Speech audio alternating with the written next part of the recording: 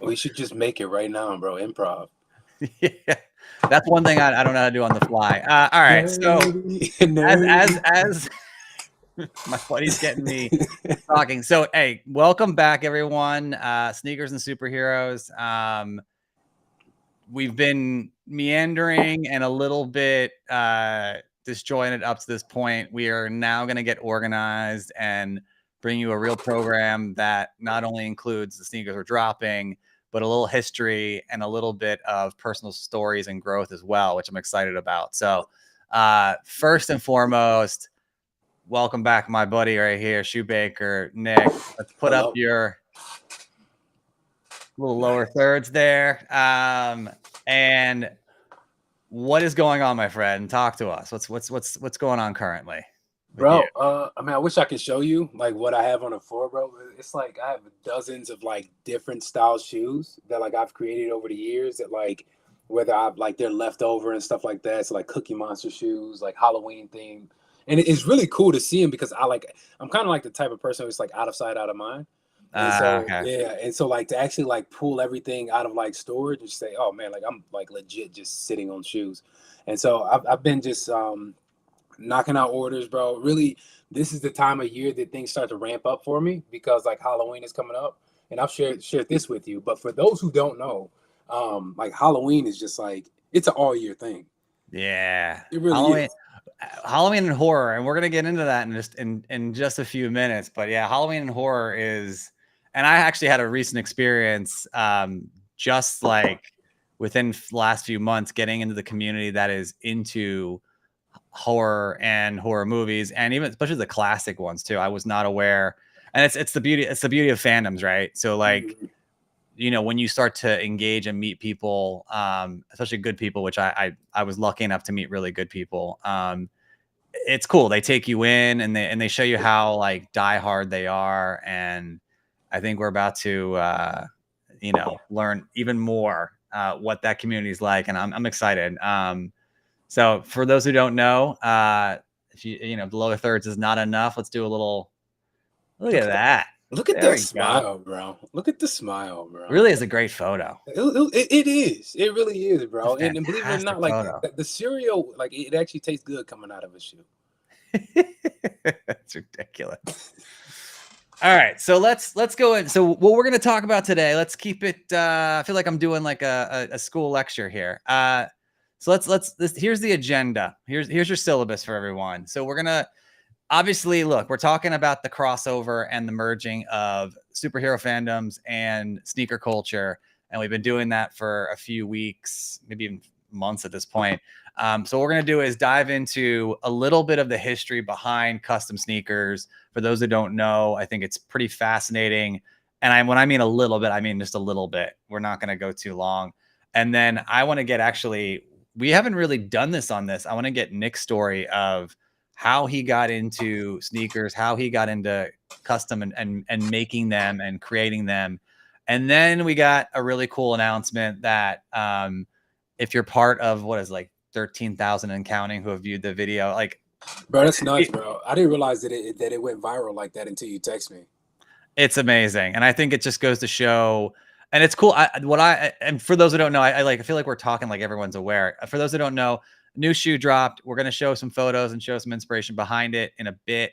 And what is cool though is the loyal fans and customers and people peers too, that have commented. So you posted a video. Why don't we just show it real quick before we get into everything else? I have it uploaded. So here is, it's going to mute us. So it's literally 5 seconds long. So I'm going to play it right now.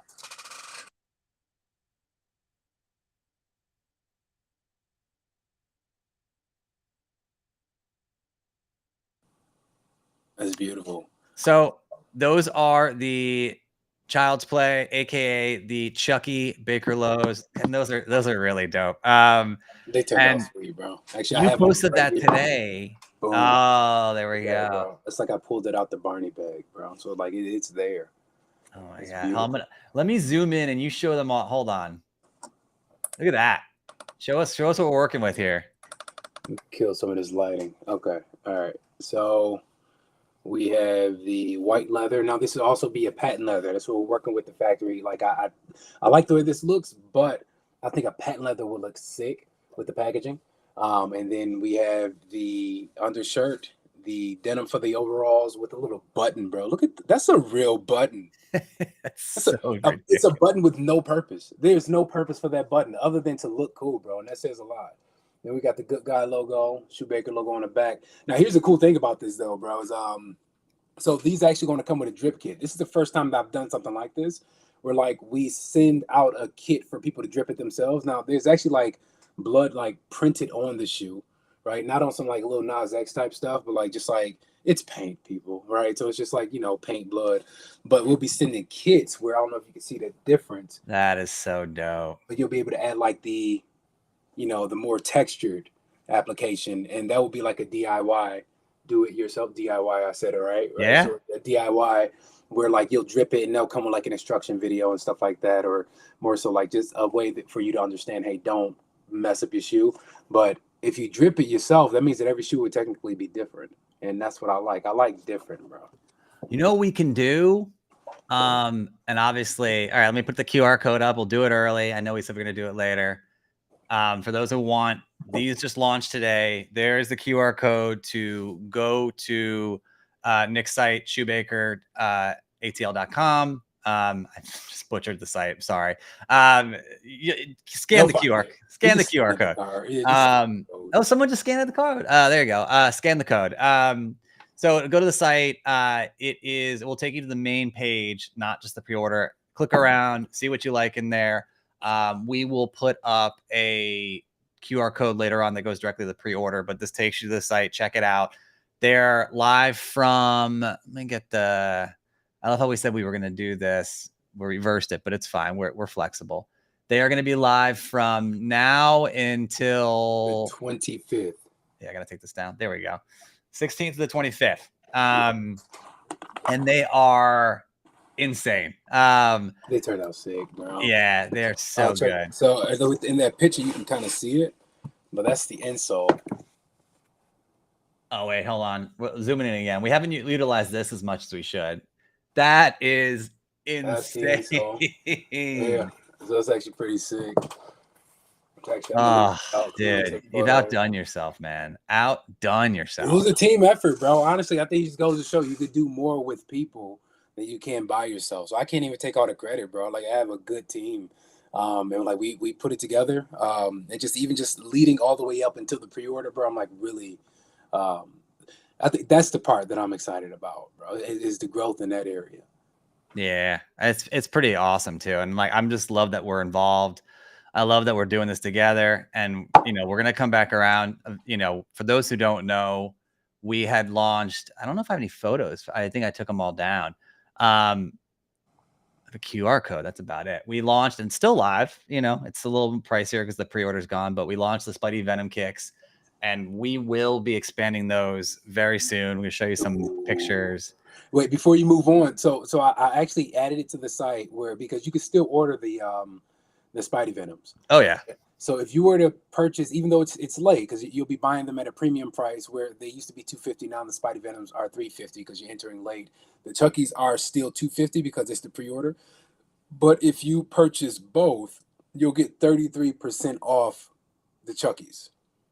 Now you were saying there was a story behind that. I want to know what, like you said that it was like a 33, like it was part of a theme. Chapter 33. Yeah. So my birthday was back in April, and the number 33 is very significant to me. And so like it I turned 33 on the 3rd, and like I kind of just like the narrative behind it is just like how much I learned in the 33 years of life. And like anytime I come across like some 20 something like that's like stressing out over I should be further and stuff, because everyone has had that thought, right? Like being in your 20s thinking that you're supposed to be a millionaire and stuff. And I'll just come alongside them and I'll explain to them, this is just from my observation of life, is that your 20s, the decade of your 20s is a time of experimentation. And so like you're not supposed to get it right. You're supposed to fumble around, bump around. It's the abrasion that makes you tested, right? But then the decade of the 30s it's a decade of implementation. And so it almost just gives like this piece of like figuring it out in your 20s. And just like as far as 33, bro, it's just a little magic number, bro. Like I looked up one day and like I have all these basketball jerseys, they're all 33, not even like doing it on purpose. And so it's just chapter 33. This is my 33rd year of life. And so That's I'm giving crazy. 33% off. That's awesome. So again, for those who, if people are just joining us, people are starting to come in, which is great. Nick, if you don't know him, you're going to know him more so in the future. Shoemaker Atlanta, customizing shoes, been doing it for a couple of years. We're going to get his story in a second, which I love because we haven't done that really to this point. But yeah, we have been working with him for a few months now. We dropped the Spidey Venoms, and now today is the Child's Play, the Chuckies, which they are just amazing. I promised that we would go into, that's another photo. We would go into some other stuff first, but I can't resist. It's just, they're so cool. So, okay, this is a good segue. So it's fine. We've had some people scan the code. It's cool. These I think are going to be so in demand. It's insane. So I'm going to leave the code up there, but let's go into, if we're looking to go where we're going, which we are, let's take a look back real quick. Cause I wanted to do a little bit of history behind this stuff. Right. And I think I learned a lot today, and we were just talking before we went live, and you were learning as well. And so I didn't know, I was like, where did custom sneakers come from? Right. Like, I know we all know Jordans came out in the mid 80s. Before that, and before that we had Nike was like into running shoes really, and then you had Air Force Ones came out afterwards. But as far as customs and even the state, and it hasn't been, it's funny, there's a lot of things that will kind of stay under the radar, and I think things are really starting to blow up now with custom sneakers, with all the creators, with social media. So everyone's kind of showing and expressing their unique style and perspective. But I will say this, it's been around for longer than I thought. So I didn't know who Bobbito Garcia was. I'm going to butcher the name. I apologize. But apparently one of the first to really customize and then sell, which I thought was really interesting. He started doing it off the Air Force Ones, which is going to have a place in your heart because you're big on customizing the Air Force Ones as well. So that was kind of one of the OGs to do this, which I find it fascinating. I've never heard of him before. I mean, I probably have. I never paid attention to it. So this is like really interesting to me. And then I think years later, and maybe even decades later, he got a collab with Nike. Of course, on the Air Force One, the shoes that he himself made famous for customizing and selling. I don't know what platform he was selling on, because obviously we didn't have an eBay. We didn't have like Instagram back then. And probably just local shops. I mean, and probably if you're in New York City, probably on the streets being like, I mean, it's kind of amazing. A drop in is he in New York? Where is he at? Yeah, he's from New York. Yeah. I think a lot of the original people are from this area, except for, obviously we know Eddie Cruz, Union LA. That's clearly LA. But I think when you look at guys like Garcia, and then, I was going to bring up someone who I didn't know until, again, I was doing research, Meth Amphibian, another, classic customizer from like the 90s and 2000s. This guy's a vibe, bro. Yeah. Like I love the energy, bro. The energy here is just like, it's unmatched. So it's cool. Like, these guys were in New York. I mean, I guess we all kind of, what's the word I'm looking for? We all kind of romanticize the past. I mean, I can't imagine what it was like in the 80s and 90s in New York, like going into mom and pop shops, like grabbing sneakers for what, $40-$50. Like, no one, it was a very underground culture. And it wasn't a huge thing. And so it's really interesting. So yeah, learning about this was really cool. And I think that's a good segue to kind of really like, look, like, here's a little bit of the past and the history that we, we're building on. Right. And I guess my question to you to pass it off is, like, first, were there any inspirations when you got into this? And then I want to get your story like in full, like as far as how you got into this, but like, were there any inspirations, or was there anything that kind of like propelled you to do what you do? And for those who don't know, I mean, the stuff you do is insane. I mean, the artwork, and this is, and you don't even have, I'll have to pull up some, of course. I never have enough photos. I'll have to get some now, but You do some amazing work. And that's what I was getting into earlier, was talking about how seeing your loyal fans and the people that know you really well, and peers, seeing other collaborators, just kind of like, it's clear they've been in contact with you. It's clear they've been following you for a long time, and it's clear they appreciate your work. But okay, I'm going to shut up now. What was there any inspirations or anything that kind of got you started into doing stuff like this? Like, what was like the impulse to do this? But I get that question a lot, and I never have a clear answer. Just because I would say it was more so just like life's experience. Like I can go back as early as uh, seventh grade. It was either seventh or it was eighth grade. Eighth grade, and I remember this is back when Air Force Ones were like at their peak. Nelly had just dropped the song, like, and that shot sales up because Air Force Ones were like, they were not 110 to 140. Like Air Force Ones were like 75, to 80. Like they were, so like this was the peak of it. And I remember a buddy of mine walked in. It was this kid walked into class, and like I kept smelling fingernail polish. Because it has a very strong, like, potent smell. I'm like, what is that smell? And I look, I'm looking around, and it's the closer I got to this dude, like the more I smelled it. I looked down at his shoes. He had colored his shoes with fingernail polish, and like I think he tried to make them white again, because like you had to keep like crispy white Air Force One, so people would go. Do you remember the bottles of shoe polish that you would just like? Yeah, I don't know if you ever did that, but you just like whitewash a shoe with like, at least that's what I did. Yeah, like, because it was like, no, I never did that actually. Bro, yes, bro. Like, and they would be clean. They'd be so clean as far as like white, but after you wear them for a day, like if you like, the white would just soak up any dirt that it came into contact with. So it was very clear that it wasn't, the right paint. But he had fingernail polish, and I remember that to this day. The kid's name was Thaddeus. And that's a strong name, bro. Yeah. So Thaddeus, the first customizer that I've ever encountered, he used fingernail polish for his shoes, and that's just like a strong memory that I have. Not even thinking anything about it, but I remember around that time people were making a lot of fakes, right? So like I remember like in the hood there were like these like bodegas, like stores like that, like the little stores around the neighborhood.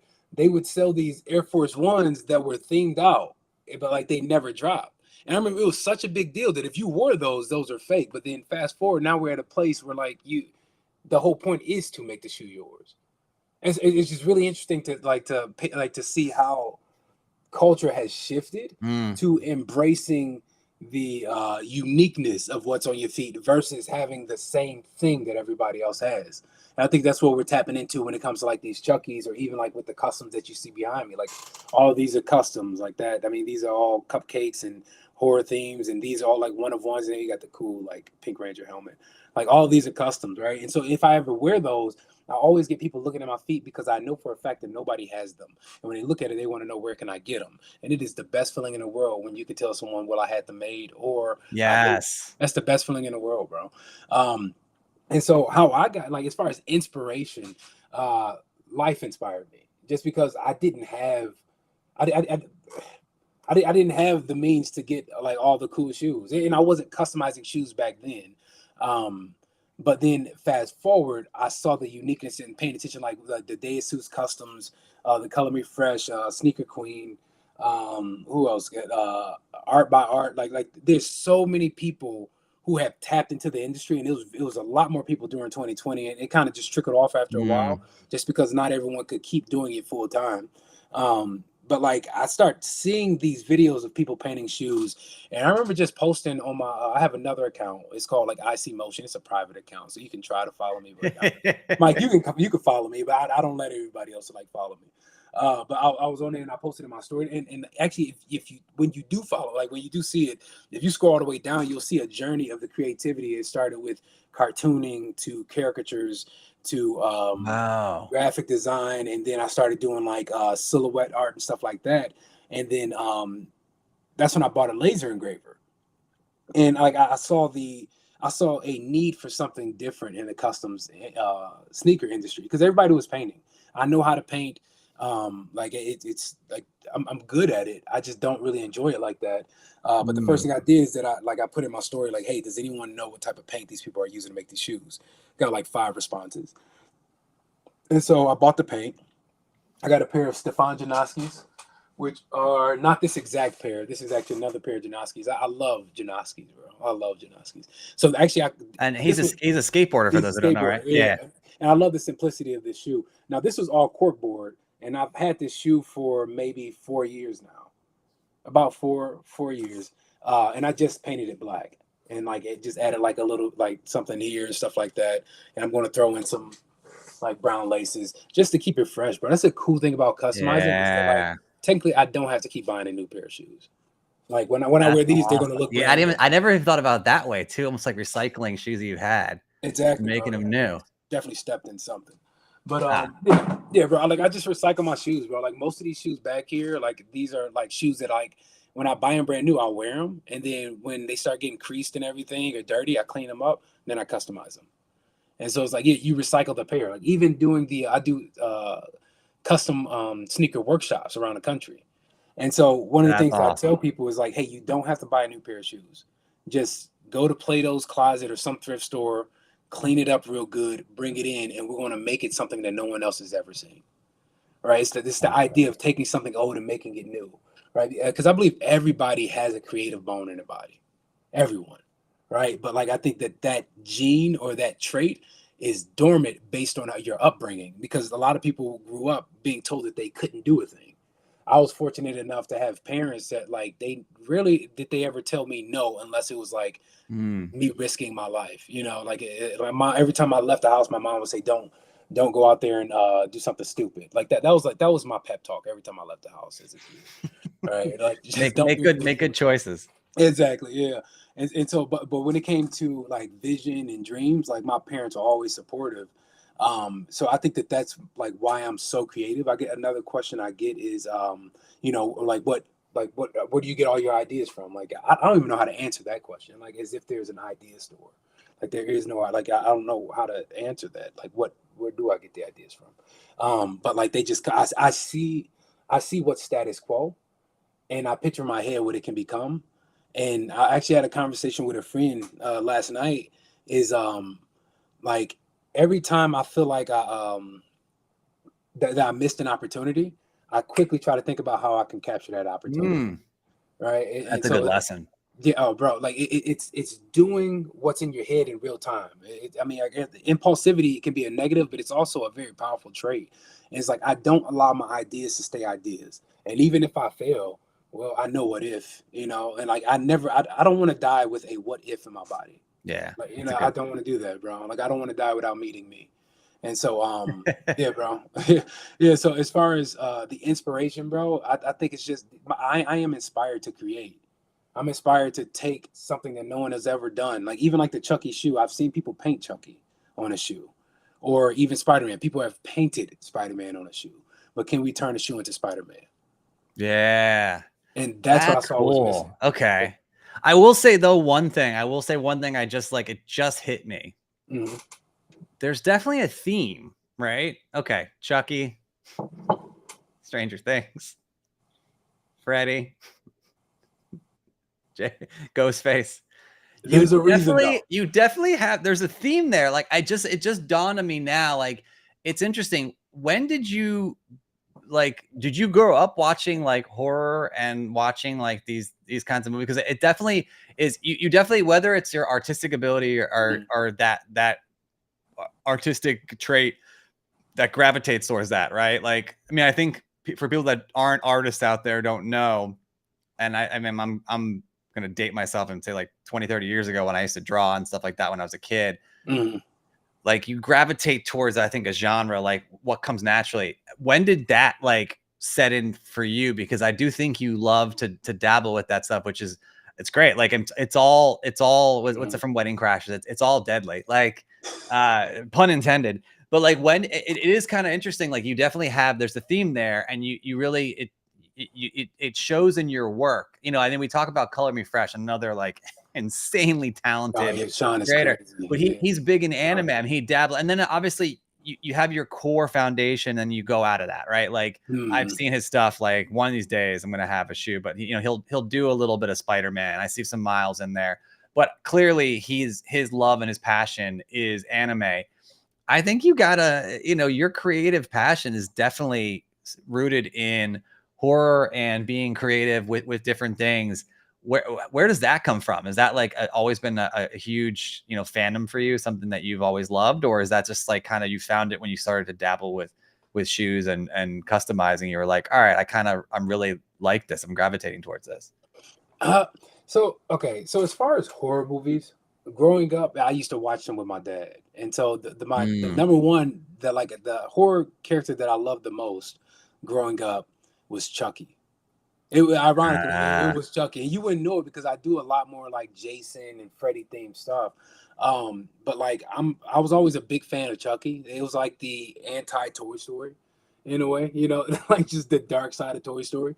And I remember it being scary to me as a kid, but then Oh yeah. oh, bro, it was terrifying, and so I remember watching that with my dad. But then the story, like how I got into making that the niche as far as like in customs I was creating in my garage like it was Halloween of 2020, and like it wasn't on Halloween. I think it was like maybe like 2 3 weeks prior to Halloween, and I was just home by myself, and like it was nice. I was just in my garage creating. I made two pair of shoes.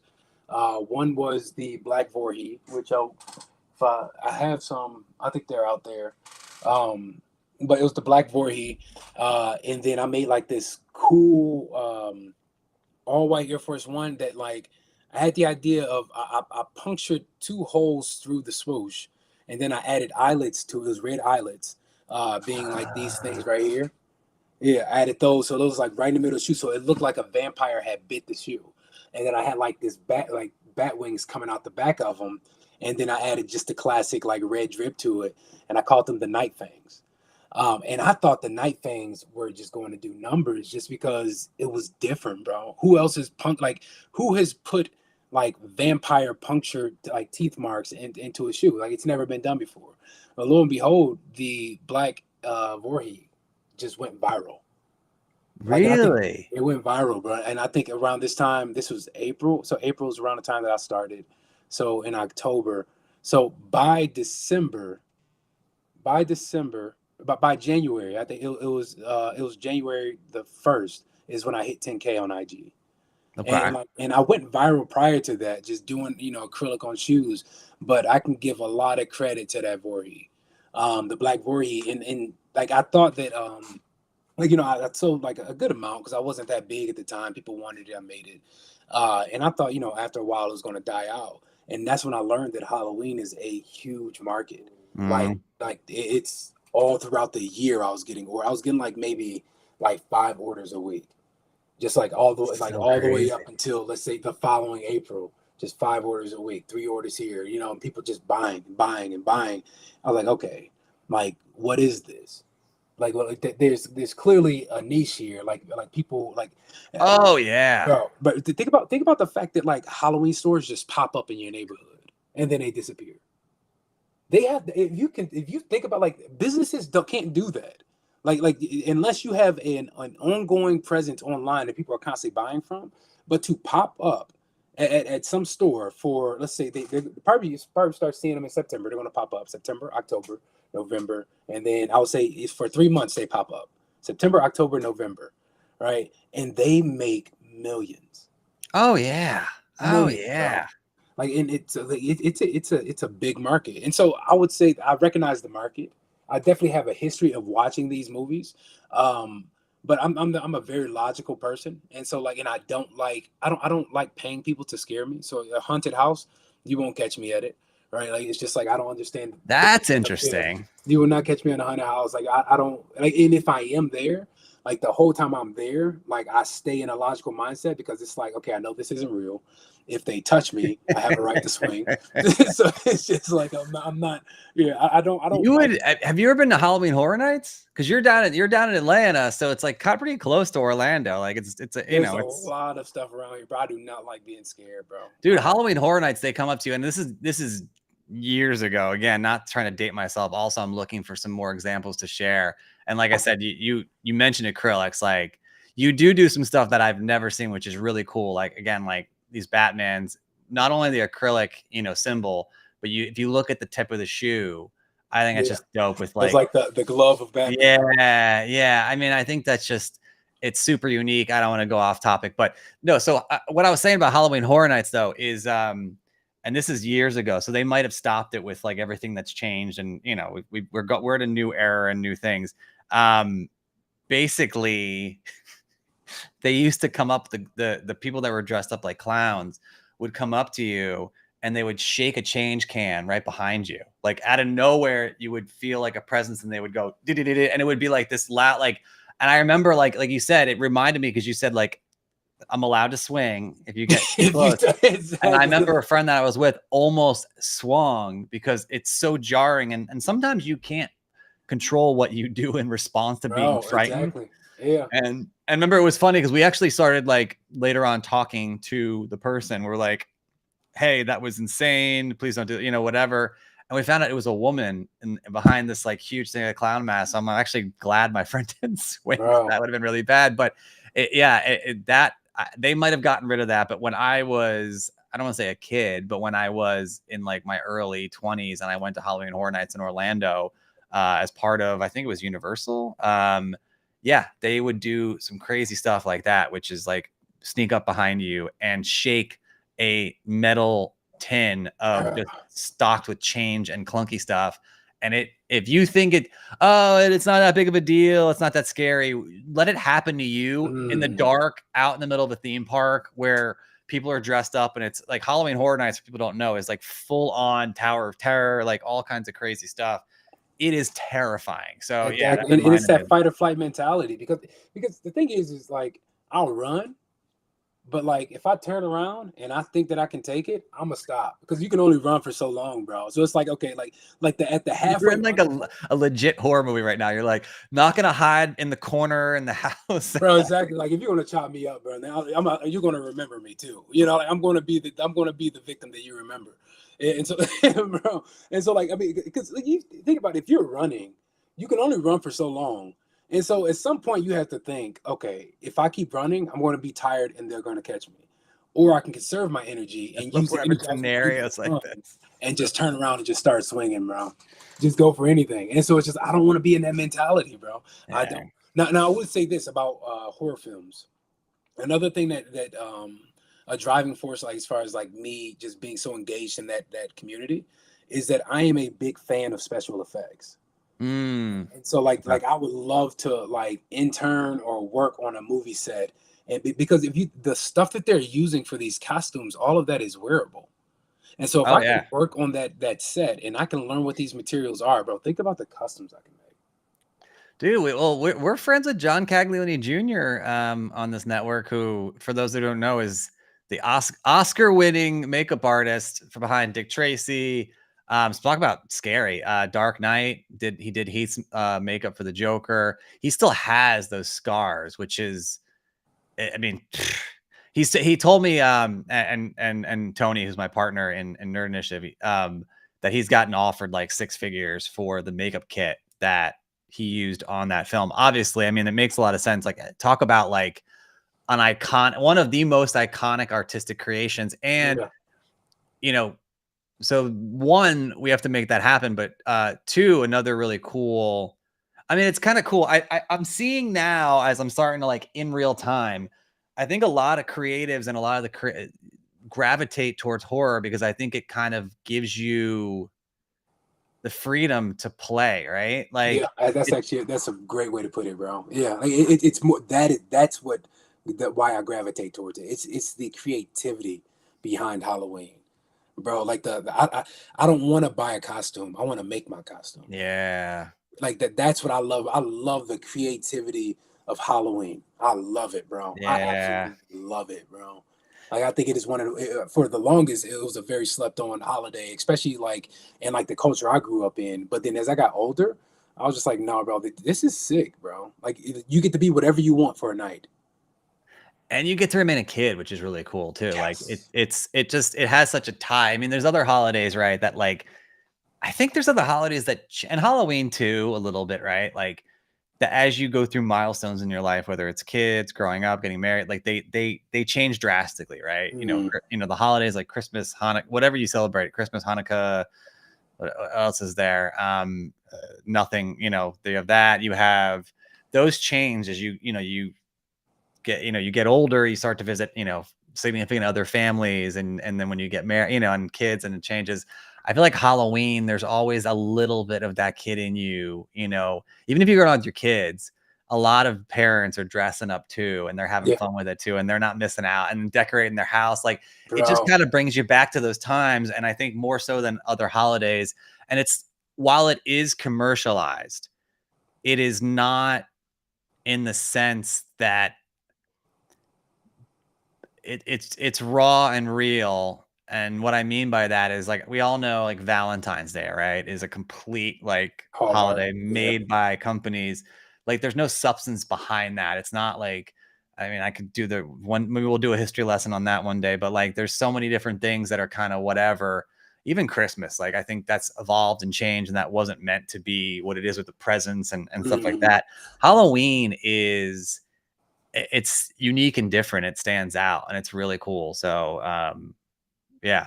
It's Uh, definitely a creative holiday, and Christmas is a creative holiday too. But you're kind of stuck in the theme of it. Like there's only one theme for Christmas. Like okay, we got reindeer, and I think the Grinch has kind of brought a new element to it. mm, And then even now, well, not even now, but the Nightmare Before Christmas, I love that movie, and that kind of tied Christmas and Halloween together. So like even and that's one way that I've marketed Halloween leading up to Christmas is like the Nightmare Before Christmas, right? And so like, that's cool. bro, like it's I love the creativity of the seasons. I That's do, great. bro. Yeah. So, okay. So we got you kind of dug into your past, which is great. I love it. And we went into a little bit of the history behind sneaker culture. Obviously, we're talking about the new drop, which people are losing their minds over. Like, even like it's funny, even my partner Tony texted me and was like, I didn't say too much to everyone. I mean, we're involved, but like he's just like, wow. He's like, these are apps, they are really insane. And I think, like you said, for those who are maybe just joining us late or haven't been here the whole time, the drip kit Mhm. is such a cool aspect too. Cause I think, look, sneakers, how do I even put this? Right? Like we had the Spidey Venoms. I wish I had some good pictures. I can pull them up later, but we had the Spidey Venoms. And I think they're really angled towards a certain community of fandoms and people that are into that. And I can't wait to expand. And I'm gonna before we go, we'll show them a couple of photos of some stuff that we're working on. Mhm. Um, but I feel like with Chucky's and Halloween, and again, we talk about it, the generational thing as well with like kids. It's kind of cool with the drip kit because it's something you can do almost like carving a pumpkin. You can do it with your kids, and Exactly, bro. Like that's the point. Like, exactly. Just tapping into the, bringing the creativity to the people. So it's like, hey, you don't have to settle for my creativity. I want you to enjoy this process too. Exactly, bro. That's it.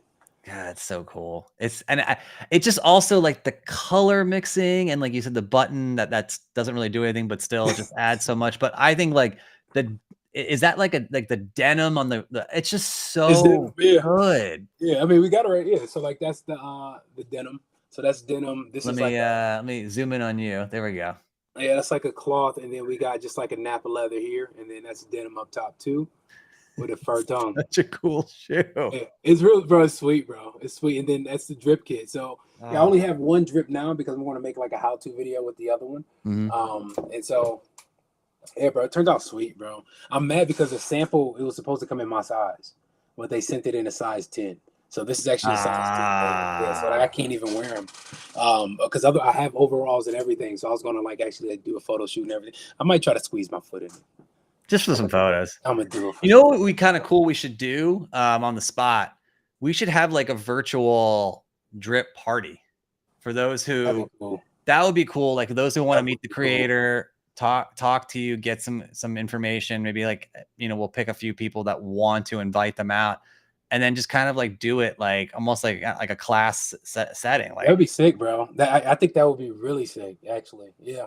I mean, bro, let's line that up because I mean, like, and only make it available to the people who pre-order. oh yeah, 100%. Yeah, that would be sick, bro. Yeah, because like once we get the shoes, we can schedule it out, and then just schedule some type of class, and then we can connect that like the recording of that class to the QR code that comes inside of the box that they get. So even if they miss the class, So they can cool. just scan it and go back and watch it. So Yeah, awesome. let's make it happen, bro. Let's make So- that happen. Okay, so we got the pre-order. We talked about it. The new shoes. I mean, these are a home run. It is so dope. There's something else you added to the site recently that we're pretty excited about as well. T-shirts. So we're diving into t-shirts, Oh, and bro, I gotta send you the Chucky t-shirt. I haven't I put the Chucky know. t-shirt up. I'm gonna put it up, bro. I gotta put it back up. now I want to know the story behind Stay in Motion, because I think also that's something that we see a lot on your social. It's kind of an inspiring thing to hear and say. Like, everyone kind of has a mantra of like what keeps them going. Where did that like come from, as far as like how did that come? And I even see it, like, it's funny, I see Monk and I see other people that you're connected to using it as people well. repeat it, but that lets you know that like it's a good mantra. That's my favorite. Yeah, oh yeah. But that is so dope. I can't like actually I'm waiting for mine. That way, because I'm about to clear out my entire closet and literally just rock Stay in Motion t-shirts, bro. I don't have any tattoos, but I was thinking about it last night, bro. I'm probably about to get a tattoo like on my right leg, and I hate leg tattoos. Like, as far as like me, like I don't want it. But I have like this hole in my jeans, and so I was looking at the hole. I was like, man, it'd be so sweet if I had like a type font that just says Stay in Motion, just real simple. And every time I look down, bro, I'm just reminded. And so where it came from, there's two reasons, two places it came from. So like I have a like, okay, so there's this verse in the Bible where the guy, he's writing to this church, and he says you're running so well, who hindered you? And like he's just talking about like just their life, their walk, right? Who hindered you? And the whole concept of that is that like when he says who, he's talking about like who would be the enemy in the Bible, which would be the devil, right? So it's like, okay, so clearly he was talking about the mind games of just like in the battlefield of the mind. It's like, who's hindering you? Because when you ask that question, it's like, who's stopping me from achieving my dream? Who's stopping me from achieving, or who's stopping me from meeting me, right? The answer is, it's me. It's me. Like I am stopping me. I mean, we can blame it on the environment, right? But I've seen people make it out of the environment. So it's not 100% case that like your environment shapes you, but your environment doesn't technically hold you. At some point, you make the choice to get up and go, right? And then the second one it was Isaac Newton. And Isaac Newton, he said, object in motion stays in motion unless hindered by an outside force.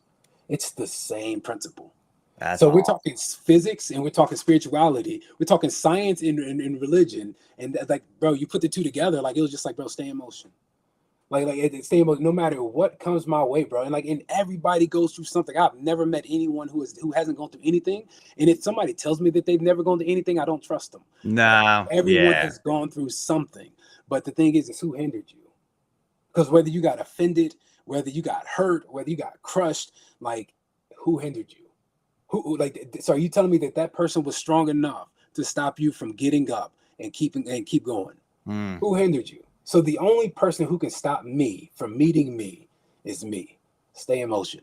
Yeah. And that, bro, and everything that falls under that, bro, rest is motion. This whole concept of I'll sleep when I die, that's the dumbest thing I've ever heard, bro. Take a nap. Bro, like take a nap, bro. Rest is motion. I'm gonna make I'm gonna make a shirt. I'm just trying to figure out how I want it to look, but it literally, the whole concept behind it is like rest is motion. Like, just giving yourself the freedom to just. That's a pretty dope, unique saying too. I actually love that. Yeah, bro. Rest is motion, bro. Because like when I rest, I get 100% of me. But if I'm up, staying up to all hours of the night, like, like worrying, then like I'm not going to get the best of me. Nah. So do you know that Africa is the most under socialized continent? It has nothing to do with the people. Yeah, it is the most under socialized continent. And it may not be this, but I know that during the time that I was reading this book, it's called The History of Men. And and he was just talking about how like Africa is the most under socialized continent. And the reason being is because of the environment. Because like the wild animals. The animals, exactly. right? So like here we make walls to keep animals in, there they make walls to keep animals out. Right? And so like the whole concept of that, and what I gather from this book is that like when you're in a state of survival, you cannot create. Because you're so focused on What's right in surviving. front of you. Yeah. So I had a friend, and I was going through something at this time, and I was just on the phone with him. It was like a financial thing, right? And this guy, like, he's financially stable, right? So like talking to him is like he's very level headed, and like I'm just talking to him, just like, bro, like, you know, what do I do with this? And like he was like, he said, what are you doing right now? I said, I'm driving. He said, okay, now, probably not good to drive and talk on the phone, right? But still doing it. All right. So so I'm driving. I said, I'm driving. He said, okay. He said, I want you to look at the car right in front of you. And so I'm driving probably 70, 80 miles per hour, right? I'm on the highway. I was heading back from Florida at this time. And he was like, do you feel safe? I was like, no. He said, because he was like, why don't you feel safe? I explained it to him. He said, now I want you to look down as far as you can on the road. He was like, when you look down as far as you can, he said, you're able to see every single car in every single lane. You're able to anticipate the threats and the things that will hinder you otherwise, right? So he's like, you have to get yourself out of the survival mindset of paying attention to the bumper in front of you and looking all the way down to the vision that you have in front of you. Because at the end of the day, nothing should be able to hinder the vision that's in front of me. The vision is the goal. The vision is not the plan. And the plans may change, and sometimes you have to navigate. You have to switch lanes, speed up, slow down, right? But if you keep your mindset or you keep your eyes on the goal, you'll make it to the destination. And so it's just staying out of that mindset of survival. And I think that is what staying in motion is. It's just like, even if I felt like I didn't do anything today, like, no, I rest today. Okay, I'm gonna count that. That's 1%. That's 1% better today. I could rest in the fact that I took a nap today. So tomorrow I have no excuse as to why I cannot get up and make something else happen. And like that, what aligns with the whole stay in motion is just 1% better a day, which is 36.5% a year. You can't get those. You can't even get that in the stock market. Yeah. Name another place you can get 36.5% a return back in a year. I can get it from me.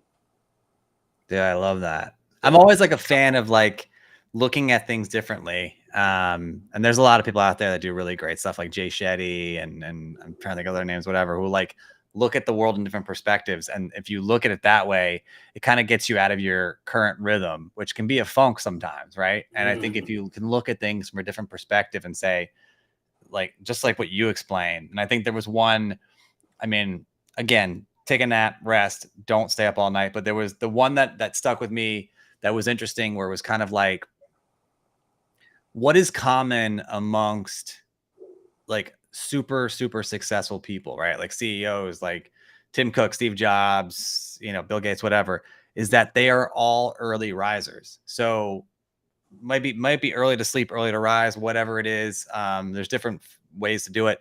But the way Jay Shetty explained it, which I thought was brilliant. And again, like there's a million of these like golden nuggets out there that you can learn that are different, that kind of just change your perspective, was that if I could give you, and I forgot the number, because like how many seconds are in the day or minutes or whatever. Let me see. So it's 24 hours times 60, right? So we're looking at 24 times 60.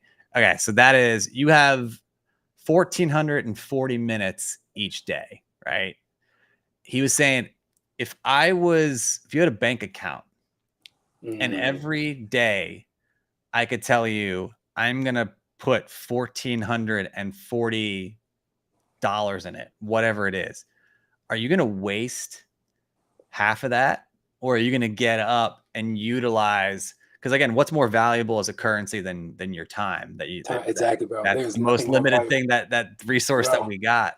There is nothing more valuable than time, bro. And I think that, like, just aligning with what you're saying, if I were to give you $5, you can give me $5 back. If I gave you 5 minutes of my time, I can't get that back. And so when you start thinking that way, you pick and choose who you give your time to. You pick and choose what you give your time to. But when it comes to social media, I get on, I post, and I'm out. Now, don't get me wrong. Sometimes I wake up and those 2 hours, they fly by as I'm scrolling through social media. And I have to kick myself, right? But I recognize, man, this is stealing my time. It's my time, bro. And so like I'm very, like, especially now that I'm 33, Chapter 33, bro. Like that. I'm working on a book right now. Like I am. Like I think I told you about this. It's called Navigating Back to Wonder.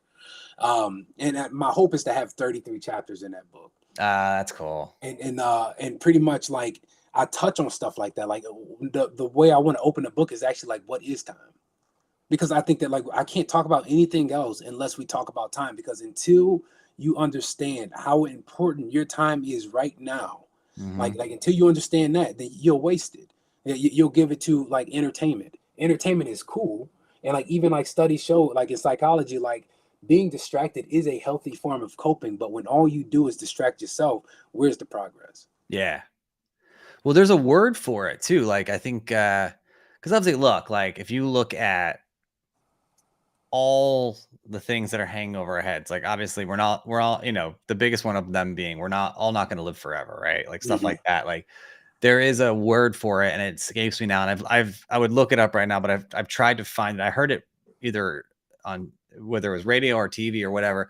There's a clinical word for it. Like you said, it's a coping mechanism where human beings are known to ignore those huge things in lieu of focusing on small things. And I am one of the, anyone who knows me out there watching is probably laughing.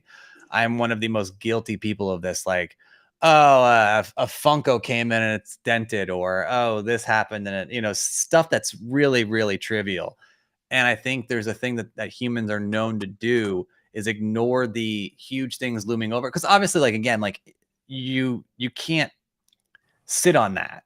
If you Mm. sat on the fact that you'd be paralyzed, like that Yeah, we are all going yeah. to die, like you'd be absolutely paralyzed. And no matter what your belief or thoughts or whatever, that is one of the scariest things, And so I think there's a natural, we talk about fight or flight. There's like these natural things that evolution that have happened to humanity. And one of them, again, I can't think of the word, is it's his ability to cope and ignore these major things hovering over. So I think we tend to your point, we tend to cope too much, like where we entertain ourselves all day, and especially now, like, the internet, COVID, there's so many things that are piling up on how we consistently are, doing it. And again, it all comes back to everyone needs a wake up call, and then we can wrap. I know you got to head out in a minute, but it all, it comes back to that wake up call of like, again, you at midnight of every night, wherever you are, East Coast, West Coast, a different country, whatever, your bank account is replenished with a certain amount, 1440 Every single night, yeah. every single night. And 1440, but that's a shirt, bro. I'm yeah, writing that down. But 1440, 1440, dude. And it's bro, replenished that's with a that shirt. many That's minutes. And the more I think as you get older, we tend to wake up earlier anyway, but like the more you sleep in, I think about my days in college and after college and being into bed till 12, 1, 2 o'clock, depending on what I did the night before or whatever. I think it just it really changed your perspective. And I think, like I said, the one common thing of ultra successful people is that they don't waste that time. And I've talked to a few, whether they spend that first few hours that they get up at 5 or 6, they spend those hours learning something or being with family or whatever it is, they make it a priority. And that is, to your point, whether it's getting 1% better every day or moving towards that direction, they don't put anything off. They attack it head on, right and now, right? and it's methodical, and they do it, and that's how they get better. And that's all it is. I think like everyone knows the old adage, and then I'll shut up and pass it to you for final thoughts. But everyone knows the old adage, like if I gave you a penny today and then every day doubled it, so next day you get 2 and then 4 and then 8, I think in like a month you're ended up with like $1 million or something insane because it keeps doubling. So if you think about all that time, if you get a little bit better or whatever you want to do, learn a language, read something, learn a skill set, again, that's the common thing, that they don't waste that time. There is entertainment, there is time for that. And I look, I'm guilty of it too. I love it, especially with the family, but you have to find time for what's going to make you better, make you happier and fulfilled, because that's the most important thing. And I think the start, because people don't know where to start. And I think that like I'm sure there's people watching right now. They're just like, man, this all sounds good, but I got this going on, and I got that going on, and I got that. I get it. right? And it's very hard to figure out where to start. Here's where I say, like, at least I believe that you should start. Surround yourself with people who value the same thing you value. And if you're Mm, surrounding yourself with people who don't understand or value the concept of the 1440, right? The minutes in a day, bro. I promise you, bro, I'm dropping a shirt. I'm sending it to 1440. your I house. love it. I I'm love sending it it. to your house, bro. Like I'm making a 1440 shirt, bro. And So people who good. don't value the 1440, bro, like if people don't value that, like that's your first mistake, right? Because like, bro, if I want to become a millionaire, I'm going to surround myself with millionaires. Yeah. And not because I'm asking for a handout, because like, and I'm not going to say a word. I'm going to listen I'm going to listen to what they laugh about, what they cry about, what they worry about, because what I'm worrying about and what a millionaire is worrying about are two different things. Right? Exactly. I want to learn how they think, right? So same thing with time. Surround yourself with people who value time. Now you brought up like talking about death. It could be a very dark thing. And like people are afraid to talk about it because okay, for example, when Kobe died, the whole world stopped. Why? Because the entire world faced their own mortality. If Kobe Yeah. can die, I can die.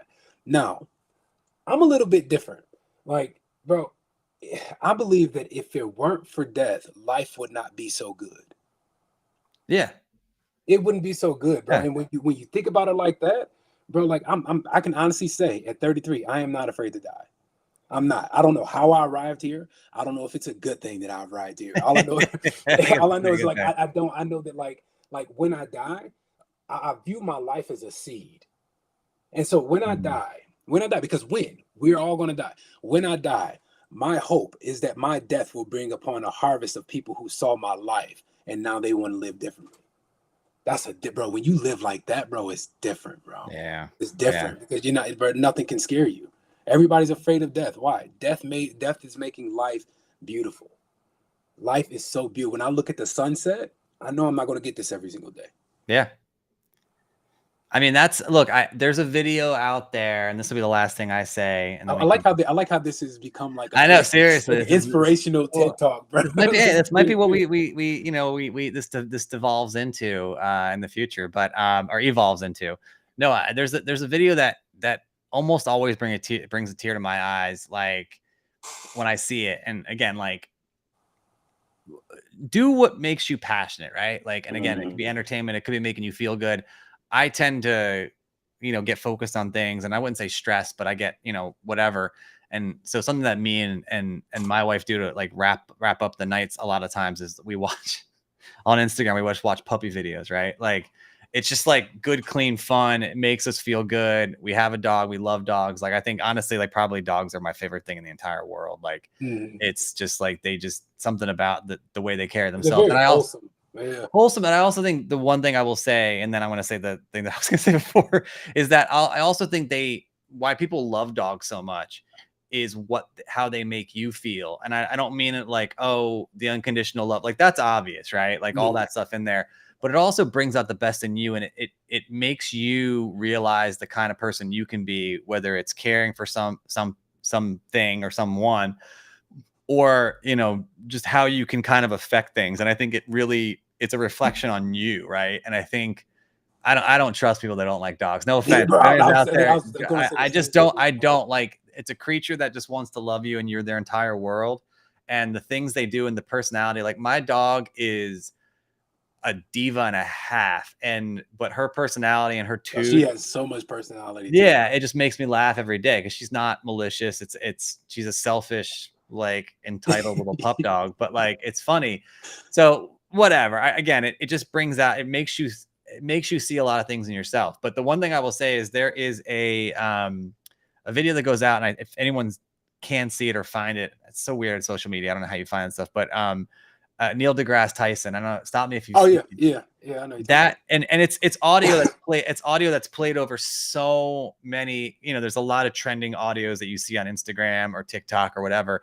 And he talks about like, and this is a guy who's got like 10 PhDs, one of the smartest men in the world, understands like time travel and like stuff that I can't even fathom. Yeah, his And mind is somewhere else.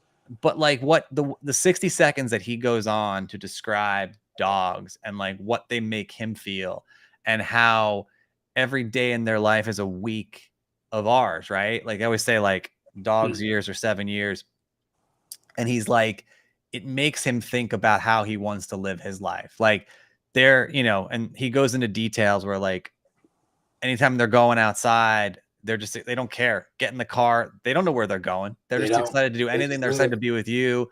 When you want to go for a walk, like I know my dog comes running by the door, like stares at she just wants to get outside, wants to see people, it's just, it makes you feel and think something. And that's what he said. He's like, it just makes me feel like how I want to live my life.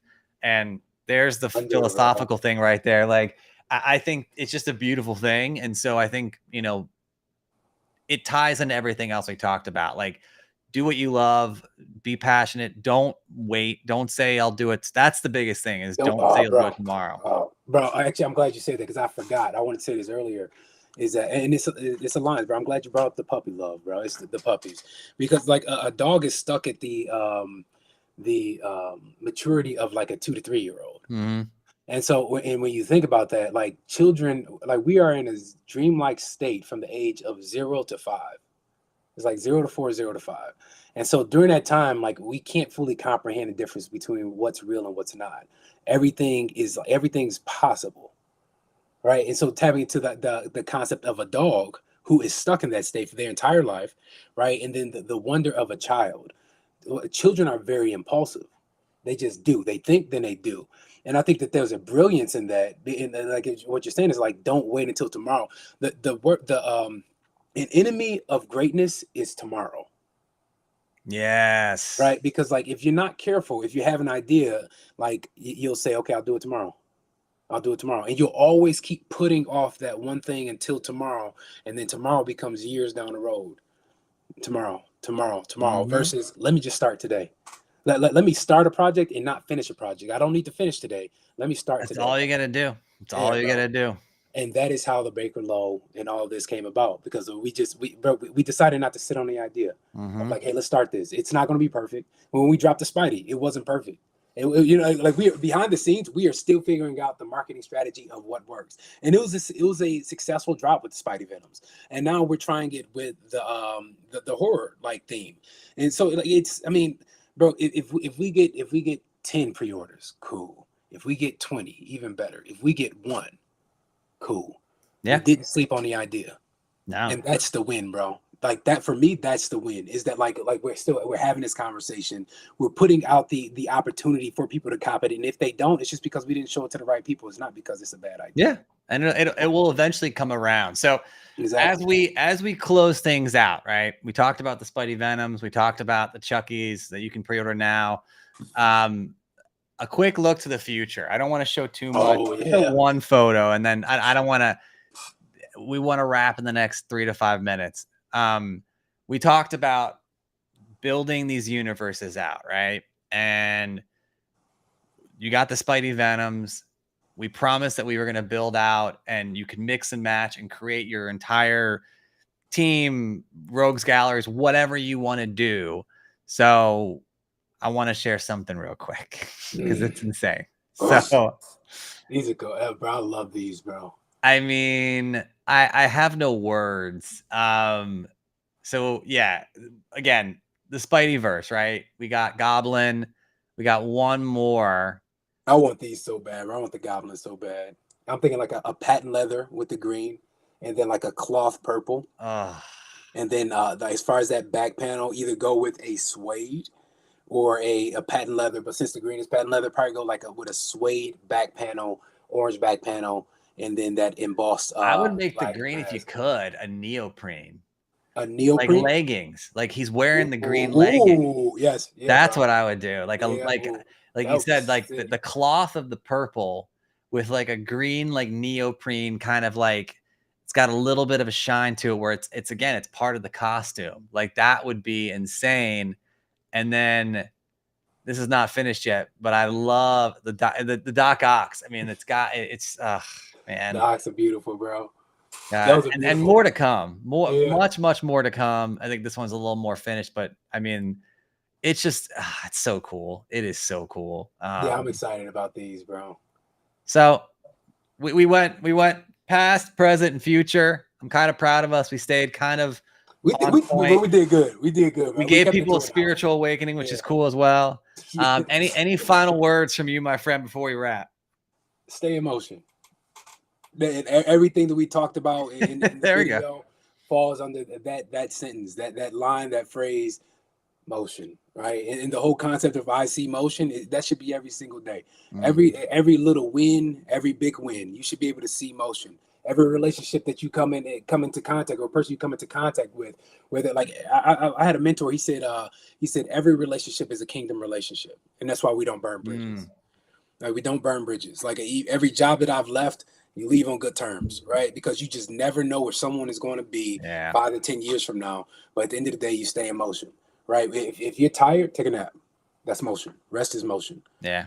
And then there's another one. I don't know if you picked it up, and I can't remember if I uploaded it, but it's a turtle running up a hill, and the hill it says slow motion is better than no motion. Yeah. Yeah, slow motion is better than no motion, bro. And so just don't be stagnant, right? Like stagnant is not good. Like, always learn something new every single day. Last thought: when next time you see a fruit tree, pay attention to where the fruit grows. It grows on the weakest part of the tree.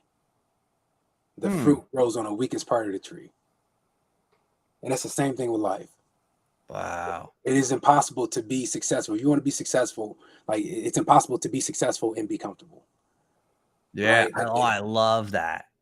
Dude.